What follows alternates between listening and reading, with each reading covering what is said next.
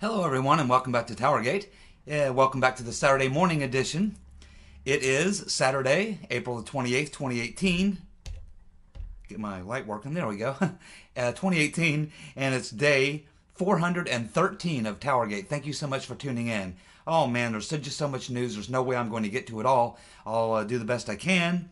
So let's go ahead and get started. Well, first of all, I want to respond to yesterday's video, where at the end of the video, I ask everyone to comment on whether or not you would like to be in the shoes of I.G. Horowitz. And because it's a tough call, a lot to think about there. And so I appreciate everyone who commented on that, and it appears to be somewhere in the 50-50 range. Some people saying, yeah, they would like to be Horowitz, and although they realize the risk that they would be taking, other people would say, no, I'd rather not be the guy taking that risk, and I certainly appreciate that. And that's kind of where I come down on this is, you know, being as how I am single, I have no children and things like that, I would probably be willing to make the sacrifice, I guess you might say, possibly being Arkancided or taken out by the deep state or having your life destroyed or what have you, because that's probably what would happen to you. And so, yeah, I can appreciate that. I would probably do that, but if I had like a wife and kids or something like that, I probably wouldn't, just because of all the various ways that they have to getting to you, you know, threatening your kids, your wife, your family, and things like that. Because let's not mince any words here. Mr. Horowitz is in a very precarious situation. But if I just look at the information we have right now, the evidence that we have right now of how Horowitz is going to behave, remembering that he is the custodian, his job is to protect the integrity of the institutions of the FBI and the DOJ. And so that's really his job. And he is definitely taking a big risk here. But just based on what we've seen so far, he didn't pull any punches with Andrew McCabe. He told us exactly what he did and what happened. And then he made a criminal referral to Andy McCabe. Now, this may seem like he's totally the white hat. But then again, I think that what we're going to see from Horowitz, just my guess, is that he realizes that this scandal is too big and there's too much information out there. He knows he cannot just let everybody off the hook and try to cover up what happened. I don't think he thinks we are that stupid or that laid back that we just let that happen. So I think he knows that he has to serve up some scalps. But I think that Horowitz will protect. He will protect the institutions of the FBI, the DOJ, and the deep state players that pull the strings. So that tells me that he's not all good and he's not all bad.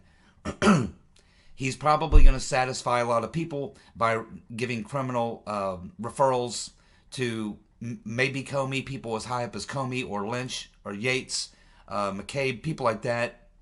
But he's not going to go to the very, very top inside the Obama administration. Obama himself, the right Reverend Clinton, I don't know if he'll go down that road or not. It's hard to say. I think he will serve up some scalps, but probably not the big ones. That's just my guess. That's just my guess. Whether or not that satisfies people, I don't know. We're going to find out, and we don't know. All the information isn't out yet. There are still investigations going on, but I think that he is going to try to cap it, to limit the damage as much as possible to the DOJ and the FBI. He knows he's got to serve up some scalps, but I think he's going to protect the people at the top. He is an SES member, as I understand. So I think that that's probably what we're going to see from Horowitz. Again, I don't think he's a total black hat, a total white hat. I just think he's a part of the system. And I think he'll try to protect the institutions, the FBI, the DOJ. And I don't think he'll throw himself personally under the bus, because if he were to go after the heavy hitters, the people pulling the strings, the puppet masters, then he would be in serious trouble. And I think he knows that. You know, the masters, the puppet masters, they don't care about Strzok and Page and Orr and Bruce and Nellie. They don't care about McCabe. They probably don't even care about Comey or Lynch or Yates. It's the heavy players and the people who are not even politicians, who are even beyond that, who we will never hear about or never hear their names. We'll never get to these people. So all in all, I don't know that it's even possible to defeat and destroy the deep state. I wish we could, but I think that's probably Pollyanna to think that. What I'm hoping for is that we can set them back a couple decades, 20, 30, 40, 50 years. If we can set them back 50 years, then that would be, I would consider that a great success. The idea that we're going to completely gut and destroy the deep state, it's possible, but I just don't think it's probable. I'm thinking that we could do very well, though, if we could set them back 50 years. And then 50 years from now, when many of us are gone, it'll be up to another generation. And they'll have to stand up, and they'll have to fight this fight all over again, as has been the case all throughout history and will continue to be. Let's get on with more news. North Korea. You know, I've been skeptical over the past few weeks because I've been watching North Korea for a long time. We've entered into 7, I think, actual agreements where they've signed on to things they said they would do. They've never done them. They've always cheated. They've always gone back on their word. They've never actually come through. But there's something different going on right now that's never happened before. The dynamics have changed massively. And so now I am about 90% sure that this is not a trick, it's not a ploy, and that what we're witnessing is actually happening. And that's a lot based on the fact that Kim Jong-un did go to South Korea, crossed over the DMZ, shook hands and met with the South Korean leader, gave a speech, issued a statement, and I think that what we're witnessing is actually happening. I think it's in fact they said, they had a joint statement that they are believing that by the end of the year they will have formally signed an actual peace agreement and an end to the war, the North Korean war. That is major. That's a big deal.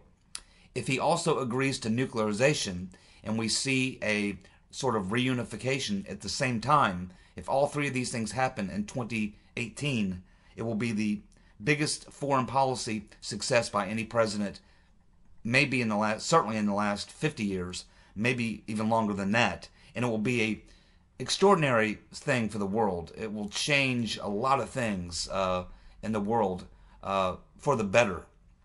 So what is going on here, and how did this come about? Well, I think there's a lot of different things here that are going on. I think the first thing that's going on is that the world is becoming a very small place because of technology. In the past, in North Korea, they could keep those people completely in the dark about what's going on in the rest of the world.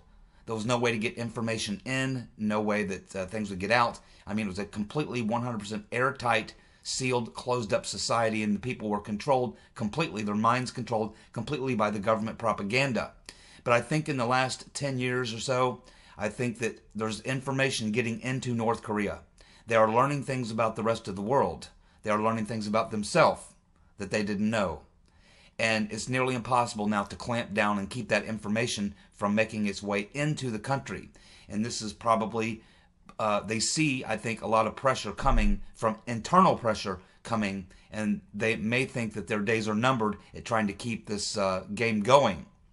I think it also has a lot to do with the fact that for the first time we actually had a president who really, really tightened the screws on China and made it perfectly clear to China that if you do not bring Kim Jong-un under control, we're going to hit him. And we can't just hit him for, a limited strike like we could do in Syria or Iraq or somewhere else. You can't just do a limited strike in North Korea because you can't predict their outcome, and they already do have a weapon. And Seoul is too close to them. Japan is too close to them. You can't allow them to recover from the strike and then wait to see what they're going to do. You can't risk that. Too many millions of people involved. If you're going to hit them, you got to take them out. Everything.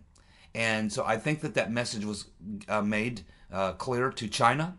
China certainly did not want that to happen. There's a lot of downside for China if that happens. I think they made it perfectly clear to the North Koreans that you're dealing with a different character now, unlike Obama or Clinton or others who would threaten you or bribe you or whatever. This guy's not kidding around. He's not going to bribe you. He's not going to give you anything. He's tightening the screws, the sanctions that he's really applied have been brutal.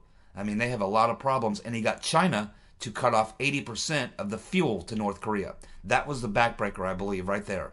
So I think Kim Jong-un had no choice. And I think he believes Trump really will hit him. I don't think that North Korea ever believed in the last 4 presidents or so would ever hit them. Now they believe they could get hit.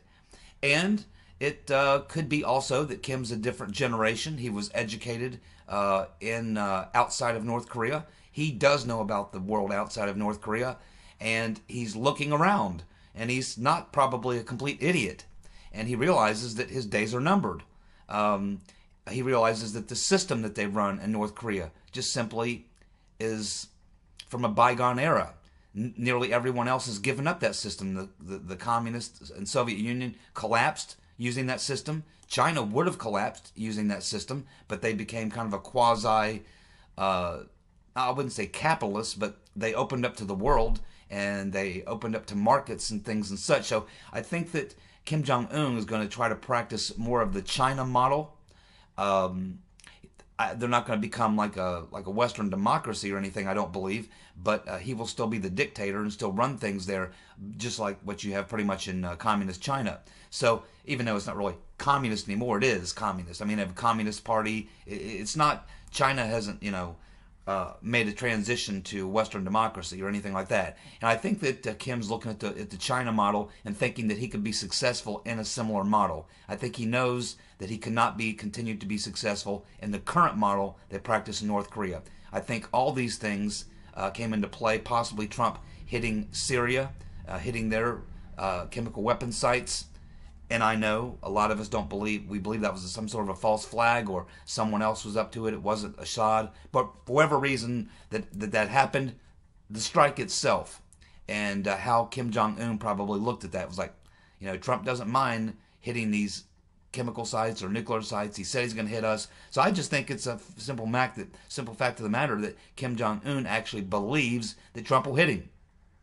I just think that has a lot to do with it. We also sent a sizable military force over there, the biggest military force he's ever seen, and we've been doing a lot of war games, and we've continued to apply the pressure. We've never backed off, and the sanctions are the worst, toughest sanctions they've ever faced. So I think it's a combination of pressure coming from a lot of different places that finally cracked that nut named Kim Jong-un. That's my thoughts on North Korea. Jeff Sessions was being questioned the other day, and I believe it was the Senate Judiciary Committee. And in that hearing, Sessions said that the Mueller probe needs to end. It needs to end.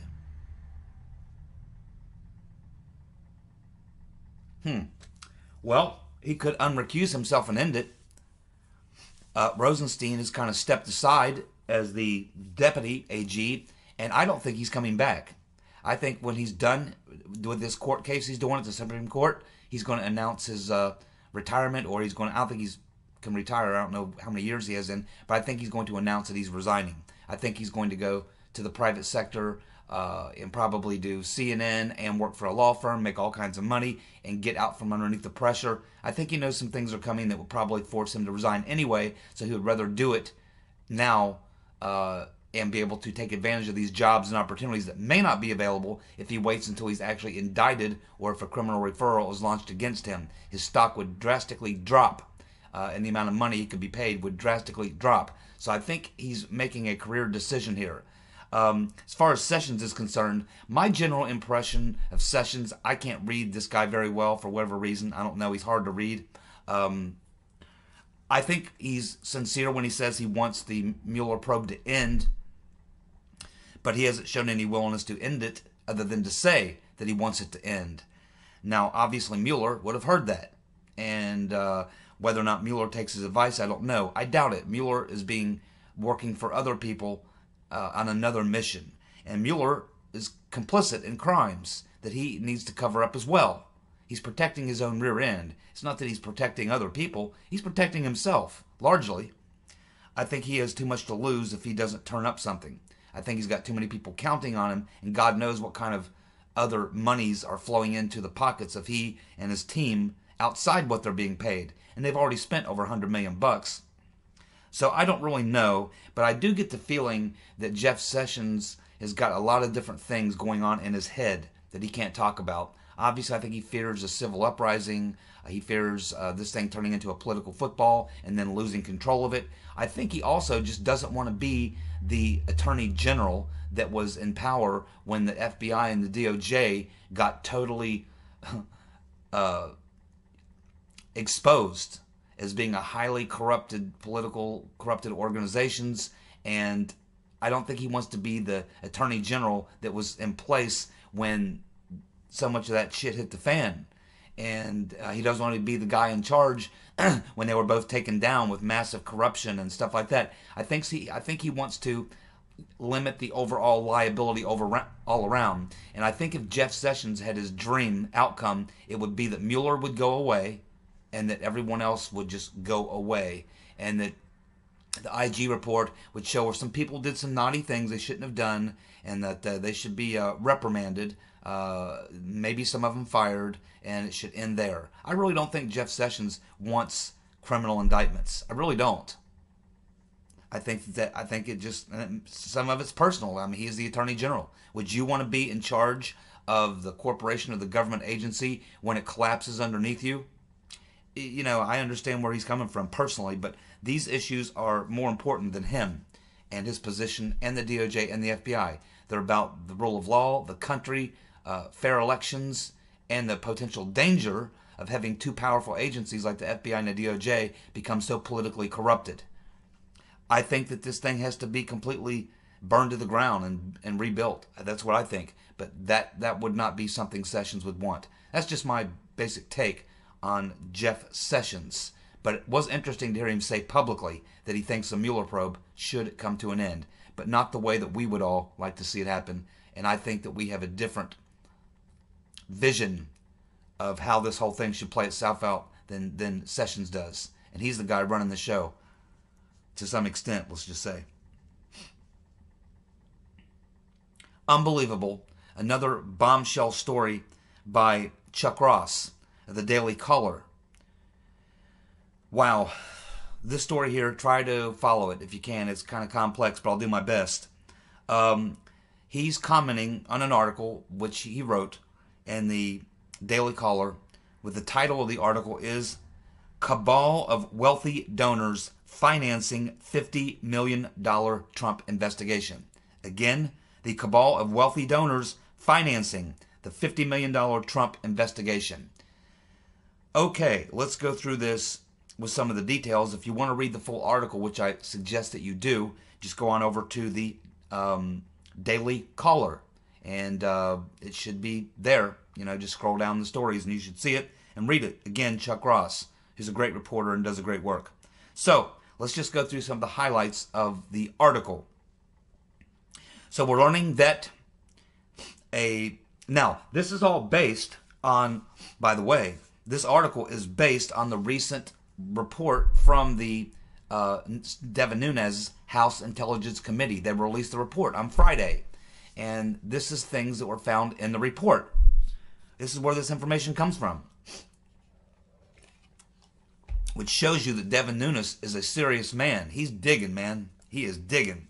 So here's what we have learned. Okay. A group of wealthy donors from New York and California, have forked out over $50 million to fund a Russian investigation being conducted by Christopher Steele and Confusion GPS and Daniel Jones. Daniel Jones is a former Senate staffer for Diane Turn In Your Guns, Mr. and Mrs. America Feinstein. So what we're basically learning here is that after the election was over, and there was no need for the rotten Reverend Clinton to continue funding Fusion GPS and Christopher Steele, these guys stepped in with $50 million worth of funding to continue it. It continues to this very moment. And Glenn Simpson even said this when he was being questioned by the Congress. They asked him about it. He said, well, you know, we still have a client who's still funding us, and we're still working on it. But he wouldn't name the client. Well, now we know who the clients are. 7 to 10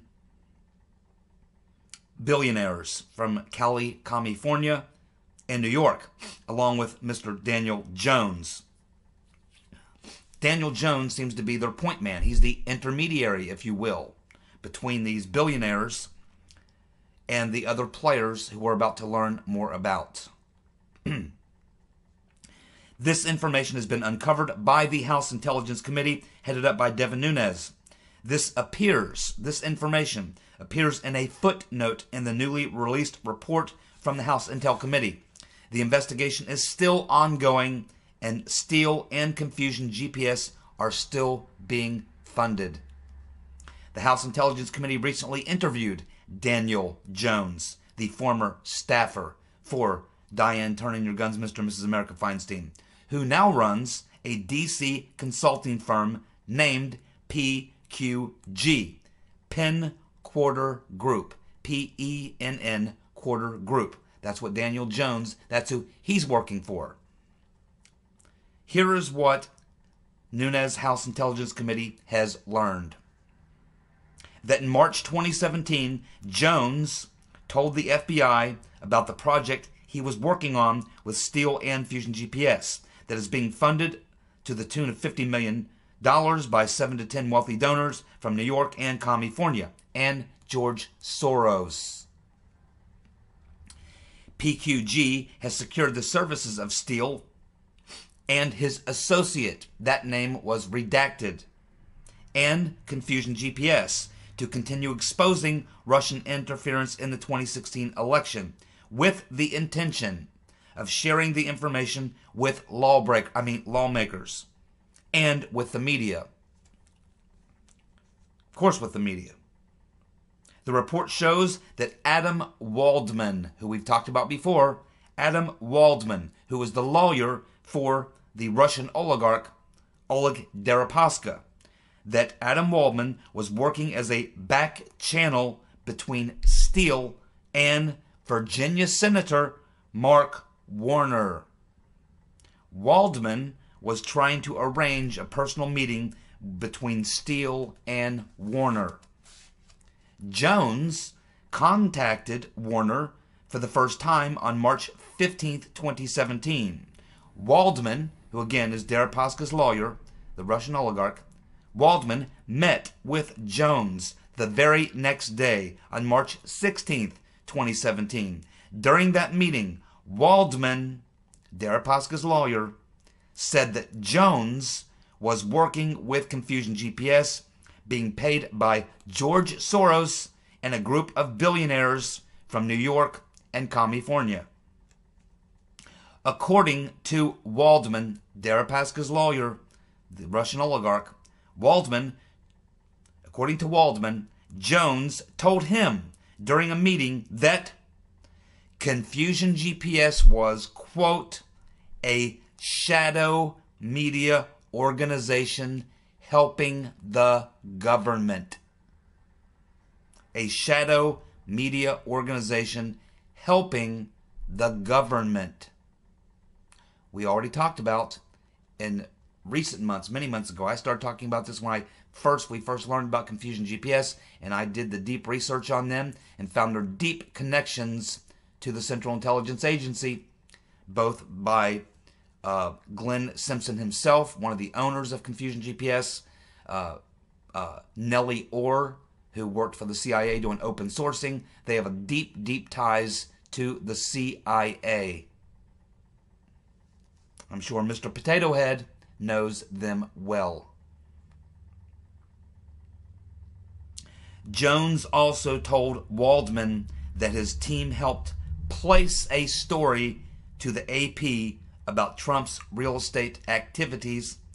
Jones also said that Waldman sent him several articles from McClatchy about Trump and his associates' activities during the 2016 election and their own business dealings. Keep in mind, it was McClatchy who did that story about a week or two ago that Michael Cohen was in Prague, which is a charge that Cohen continues to vehemently deny. House Intelligence Committee, Select Committee on Intelligence, have released the report on the findings of the Russia investigation on Friday, yesterday.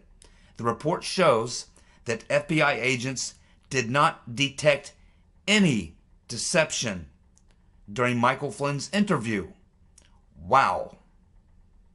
So, if the FBI states in their own report that they did not find any deception during Michael Flynn's interview, then we have some questions to ask, don't we?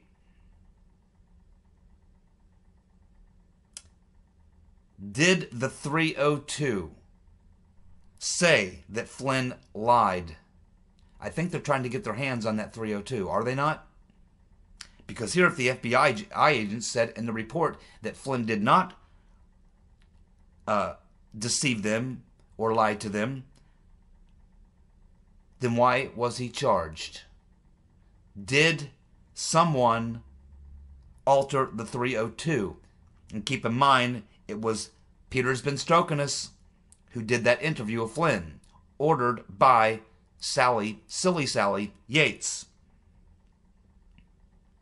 So did McCabe alter the 302 or order someone else to do it? Was Flynn pressured, threatened, strong-armed into pleading guilty? If the government accepts a false guilty plea, and they know it is a false guilty plea, then the lawyers for the government that were involved have committed a crime. If the prosecutor, if you go to the cops and you admit to a crime you didn't commit, and they have evidence that you didn't commit the crime, but they allow you to plead guilty to it anyway, they are committing a crime. And that seems to be what is being suggested here. Flynn is going to be cleared of the charges. They will be reversed. And he is going to have one hell of a lawsuit against the government. The House Intel report also claims that James Clapper, the unwitting idiot, former director of national intelligence, gave inconsistent testimony. That means he lied. He gave inconsistent testimony to the House panel about his contacts with CNN's Jake Crapper regarding the Steele dossier. The unwitting criminal, Clapper, did admit speaking with Jake Crapper about the dossier while he was at the DNI. This contradicts an interview Clapper gave to CNN's Don Lemonhead. When the unwitting criminal Clapper denied having any contact with the media during his tenure as DNI under the Obama administration. Clapper says he can't recall if he discussed the dossier with any journalist besides Jake Crapper. CNN did not respond to a request for comment. And we have just recently learned, in the last 3 or 4 days? Sorry, got a little bit of a runny nose here. Little late spring head cold, you might say. But other than that, I feel fantastic. It's not the flu and it's not bronchitis. Thank God I'm over that. But anyway, we did learn a few days ago that there's overwhelming evidence that it was actually the unwitting idiot, former DNI, Clapper, that gave CNN the story that, and he was the DNI director at the time, gave CNN the story that the meeting had occurred between Comey and Trump about the salacious details of the dossier. He also went on CNN 2 days later, after the dossier was released, and talked about it. He was still the DNI. So this guy has contradicted himself on CNN. He's contradicted himself in hearings with the Congress. He has been lying. He needs to be held accountable. My God, how much evidence do you need? So, that is what we've learned. If you want to read that House Intelligence report, just Google it. It's everywhere. Just Google House Intelligence Committee Russia report, and you can read it. It takes about an hour to read. There's a lot there. Little fine print, small print, large print. There's a lot of stuff in there. Hard to wrap your brain around it all. I'm still I got cross-eyed reading it. So we'll continue to pull more stuff out of it, I'm sure, over the next couple of weeks as we dig deeper into it. Whew. Good work, Devin Nunes. Well, there's a new poll out by YourGov showing Melania is more popular First Lady than the rotten Reverend Clinton. And a hell of a lot better looking, I might add. Melania is a beauty. The rotten Reverend, not so much. The Democratic, or I should say the undemocratic party, the DCCC, has been busted again, trying to rig another primary. Progressive candidate Levi Tillman taped a phone conversation with Steny Hoyer, number 3 man in the House. Hoyer was pressuring Tillman to drop out of the race to clear the field for a Democratic establishment candidate named Jason Crow. Hey, Sink, over there at the Young Turks, nothing has changed. Remember election night, Sink, when you said you're going to burn the damn thing down? You're going to totally redo it. You're going to get rid of the superdelegates. You're going to get rid of the corporate money. You're going to change the Democratic Party. You progressives are going to take over the Democratic Party and get rid of the criminals like Pelosi and blah, blah, blah, and all that crap. None of it's happening. None of it. The same corrupt Democratic Party is still working today, doing the same exact thing they've always done and will continue to do. Sink, Jink, whatever your name is. Nothing has changed in the corporate, corrupt, undemocratic party. They still got all them super delegates. Expect backlash from the progressives in 2018 and 2020, as I predicted. They have not resolved the issue, and in fact, they're continuing to do the exact thing that they did to Bernie, the exact same thing they tried to do to Trump. They're still doing it all over the country. This is not a one-off. This is what they're doing all over the country and districts where they're trying to turn them, from red to blue, or trying to win them back from what once was a blue seat that went red. Now they're trying to win it back. This is the program they're running all across the country, is to drive out the progressives, the Bernie's supporters, drive them out and, defeat them with corporate Democratic Party, deep state Democrats. They haven't changed anything. They don't care. They don't care. They know that enough of their Democrat drones are stupid enough to keep voting for them, even when they have no voice in that party whatsoever. And the Democratic Party doesn't give a damn about who they want to represent them. Not a damn. Not a damn bit do they care. And these people keep going out and voting Democrat, man. Maybe in 2018, 2020, they'll wake up. I don't know. We have to check the IQ of all those voters in Maxine Waters' district to see what that IQ is. I'm thinking somewhere in the low 70s. In other words, they're not capable of even voting themselves out of the mess they're in. What a disgusting party. Not that the Republican Party is much better, but at least we got Trump heading it now, and maybe he can fix it or improve it greatly. CNN was forced to admit that Trump would win a Nobel Peace Prize, and even Merkel had to praise Trump. Yeah.